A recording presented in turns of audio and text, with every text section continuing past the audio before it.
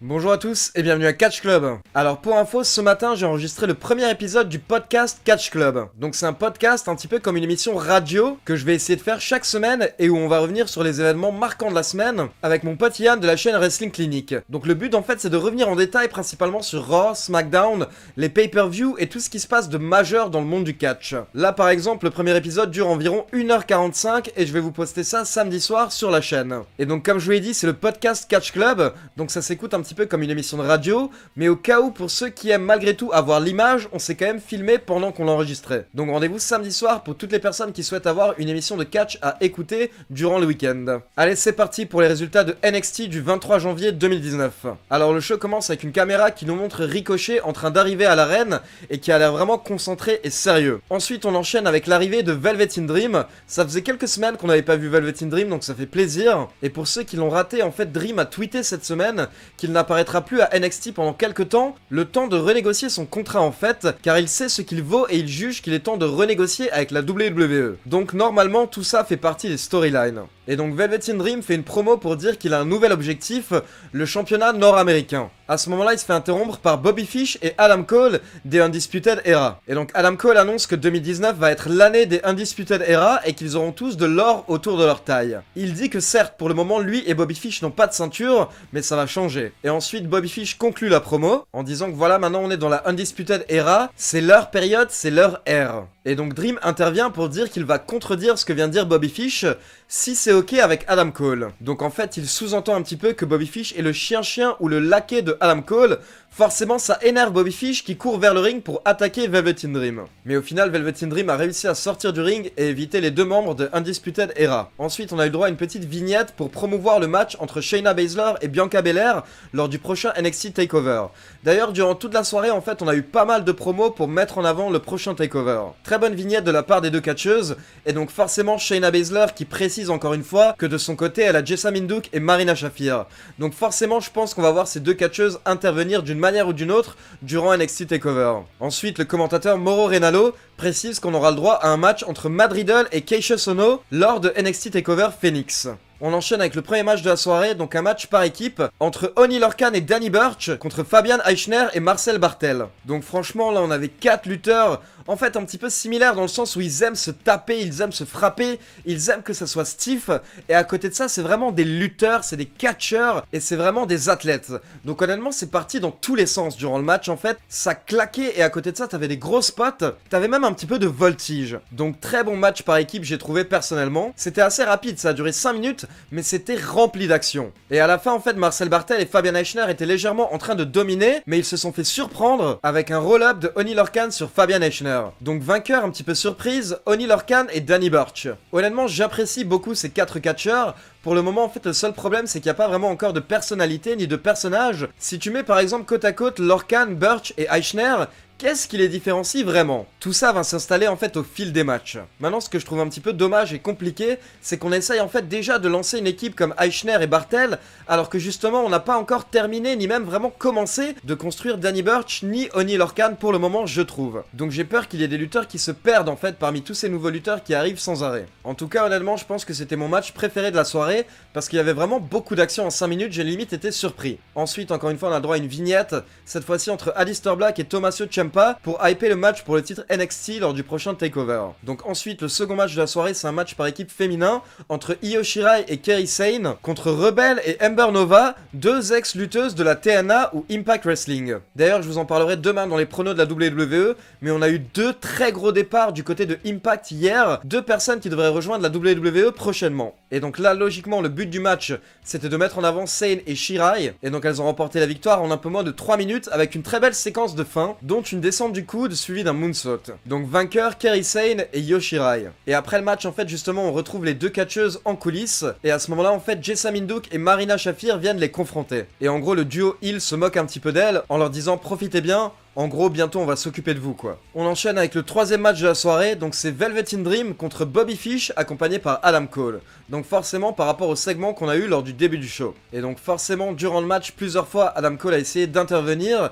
et donc ça a marché plusieurs fois quand il a réussi à distraire Velvet in Dream, ce qui permettait à Bobby Fish de prendre l'avantage. Et à la fin du match en fait Bobby Fish avait Velvet in Dream dans une soumission et à ce moment-là Velvet in Dream allait attraper les cordes mais Adam Cole tirait les cordes pour que Velvet in Dream ne puisse pas l'attraper. L'arbitre a vu la scène donc il a commencé à engueuler Bobby Fish et Adam Cole, puis quand Bobby Fish a essayé d'attaquer Velvet in Dream encore une fois, à ce moment-là Dream l'a jeté en dehors du ring directement sur Adam Cole son partenaire. Et donc ensuite Dream a enchaîné avec le Dream Valley Driver, puis sa descente du coude de la troisième corde, le Purple Rainmaker pour la victoire. Donc vainqueur Velvet in Dream. Et donc là on va passer à la partie la plus intéressante du show hier soir, le segment majeur pour terminer le show NXT de la semaine. Donc on a le champion nord-américain Ricochet qui fait son entrée. Et donc il commence à s'en prendre à Johnny Gargano. Il dit que Johnny Gargano s'est beaucoup vanté en disant qu'il était meilleur que Ricochet, mais au final tout ce qu'il a réussi à faire c'est le prendre par surprise avec un super kick. Il dit qu'au final la version de Gargano 2019 est exactement la même que celle de 2018. Il dit que Gargano a montré son vrai visage en 2018, il a montré à quel point il était égoïste. Alors que Ricochet lui a également montré ses vraies couleurs, il a montré son vrai visage en remportant le championnat nord-américain. Ricochet termine en disant qu'il a montré qu'il était le seul et l'unique, The One and Only, son surnom, et qu'il est également quelque chose que Gargano n'est pas, c'est-à-dire un champion. À ce moment-là, Johnny Gargano fait son entrée pour interrompre Ricochet, et donc il dit au micro qu'il ne va pas courir sur le ring, car il a un plan. Il dit que le Gargano de 2019 a toujours un plan, et donc il monte sur le ring, mais d'un coup, directement, il commence à attaquer Ricochet. Mais Ricochet arrive à se défendre et prend même l'avantage. Mais à ce moment-là, de nulle part, Tommaso Ciampa fait son entrée et il attaque Ricochet par derrière. Et donc Ricochet se retrouve à l'extérieur du ring, et à ce moment-là, Johnny Gargano peut se lâcher et il s'acharne sur Ricochet. Et donc forcément, la foule est en délire, elle gueule DIY, le nom de l'équipe en fait à l'époque entre Gargano et Ciampa, avant que Ciampa ne trahisse Gargano et que les deux ne deviennent ennemis. Et donc alors que Gargano s'acharne sur Ricochet, pendant ce temps Aleister Black débarque sur le ring et il commence à s'en prendre à Tommaso Ciampa. Et donc à l'extérieur, Gargano se relève et il commence à hésiter. Vu que Ciampa vient de l'aider, il hésite un petit peu à venir l'aider également, sachant que malgré tout maintenant les deux sont ennemis et ils se sont battus de manière incroyable toute l'année 2018. Mais au final Gargano cède et il décide d'aider Ciampa, donc il monte sur le ring et il commence à s'en prendre à Aleister Black. Et donc il sauve son ex-partenaire Tommaso Ciampa avec un super kick à Aleister Black. Et donc c'est là vraiment les moments que j'adore. On a cette tension entre Gargano et Tommaso Ciampa, les deux commencent à se regarder et ils sont totalement confus, ils sont totalement perdus, ils ne savent pas quoi faire. D'un côté en fait il y a toute cette histoire qui remonte à des années, ces gars-là sont meilleurs amis depuis vraiment très très longtemps, bien avant la WWE. Mais après il y a toute cette rivalité qui dure maintenant depuis plus d'1 an, où les deux sont devenus ennemis depuis que Ciampa a trahi justement son meilleur ami Gargano.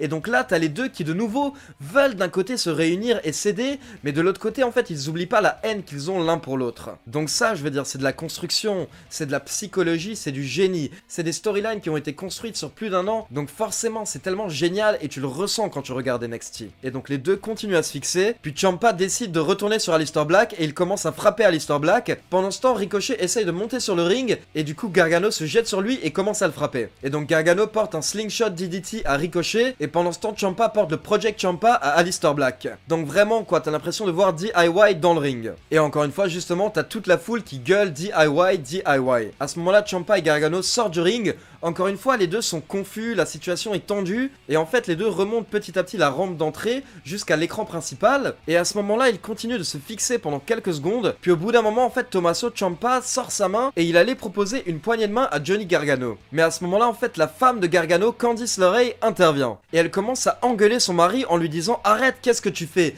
Tu ne dois même pas envisager en fait que de faire la paix avec Tommaso Ciampa, ça suffit, vous allez pas recommencer quoi, tu vas pas de nouveau te remettre avec lui. Et donc à ce moment là Gargano sort un petit peu de cet état de transe dans lequel il était et il regarde sa femme et il lui dit oui t'as raison, écoute je pense que t'as raison, je vais essayer de me calmer. Et donc Candice LeRae sort Gargano de l'écran et pendant ce temps en fait on a Tommaso Ciampa tout seul, encore une fois toujours confus par la situation. Donc vraiment en fait le teasing de la réunion entre DIY, entre Gargano et Ciampa, je trouve ça spectaculaire. Je pense que c'est une des storylines les mieux construites à la WWE depuis des années, mais vraiment très facilement. Je veux dire, j'étais à NXT TakeOver New Orleans l'année dernière hier, j'ai vu le match 5 étoiles entre Gargano et Ciampa, et honnêtement c'était une guerre. C'était un combat tellement fou que j'aurais jamais imaginé revoir ces deux gars ensemble, et surtout en fait tellement vouloir les revoir ensemble. Et là honnêtement limite c'est tout ce que tu veux. Tout ce que tu veux c'est revoir DIY ensemble prochainement. Donc personnellement en fait j'espère que ça va arriver. Je ne sais pas comment ça va arriver. Gargano forcément en fait est en train de tourner totalement heel. Donc on va avoir le droit à une version DIY totalement heel je suppose. Et je pense que ça va être la manière de terminer leur histoire à NXT et boucler la boucle en quelque sorte. Donc voilà, personnellement j'ai vraiment adoré la fin de cet épisode de NXT.